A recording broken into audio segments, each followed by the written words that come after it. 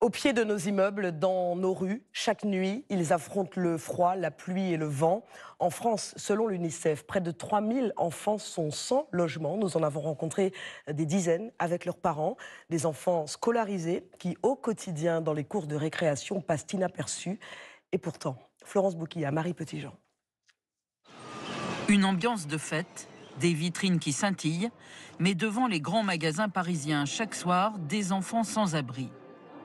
Cette femme et sa petite fille de 6 ans sont originaires de République tchèque. Elles dorment dans la rue depuis plusieurs mois. Je peux travailler ici, je peux tout faire, mais j'ai juste besoin d'un endroit où dormir pour ma fille. Elle va à l'école, mais on est toujours à la rue. Ils sont des dizaines chaque nuit au cœur de la capitale. Des familles et des enfants de tout âge.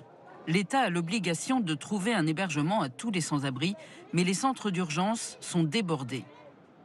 En France, depuis peu, cette mère algérienne et sa fille ont d'abord été accueillies par des proches avant de se retrouver dehors. Depuis 15 jours, faute de place en foyer, elles dorment à la rue. Iba a 15 ans, elle est scolarisée en seconde. C'est un peu difficile par rapport à les autres élèves. Parce que là, je ne peux pas concentrer avec le prof, surtout quand on dort dehors. D'ailleurs, quand on dort dehors, je ne dors pas vraiment. Je veille. Malgré que je suis allongée, mais j'ai toujours les yeux qui sont ouverts. Je surveille. Et moi, je suis avec elle, je la protège. Je la protège le maximum. Je lui conseille de dormir, moi je reste éveillée. La rue potentiellement dangereuse, c'est ce que les associations essayent d'éviter aux parents et surtout aux enfants. On veut juste dormir un jour ou 2 jours dans un hôtel ou dans un appartement, mais comme ça on n'a pas froid et on n'est pas malade. Quand ma mère, elle n'a pas de couverture.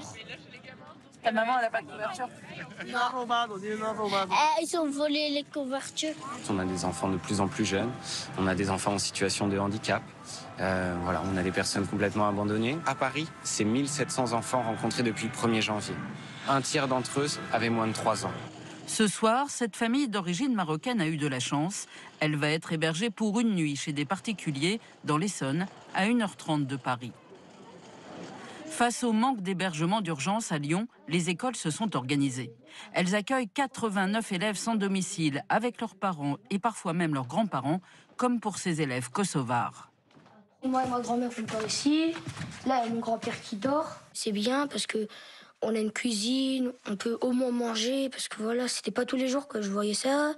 Au moins, j'ai un endroit où dormir un peu bien au chaud. Le rêve de cet enfant de 10 ans, avoir un appartement. Ah, ce serait mon rêve. Je m'imagine, je suis assis dans le canapé, je regarde la télévision. Ça serait cool. 5 familles dorment ici, en tout 6 enfants scolarisés de la maternelle au CM2. Dans cette école, parents et enseignants se relaient le soir après 18h, le matin au petit déjeuner. Nous ne pouvons pas détourner le regard puisqu'ils sont là, ils sont devant nous. Donc nous n'avons pas d'autre choix que de les mettre à l'abri. Il est impossible de rentrer chez soi confortablement et de savoir que nos élèves dorment dehors. Raïs et sa maman sont albanais. Ils dormaient dans un garage avant de débarquer dans la vie de l'école. Raïs, c'est mon élève qui est arrivé dans ma classe il y a 15 jours. Voilà. Après, c'est des situations bizarres. Vous voyez, je suis assise sur le lit de Raïs qui va aller se coucher. Je suis son enseignante. Ça crée des liens très particuliers. C'est pas simple, non. Et en tout cas, c'est surtout pas une situation qui doit durer. Selon l'UNICEF, en France, plus de 2800 enfants dorment dehors chaque nuit.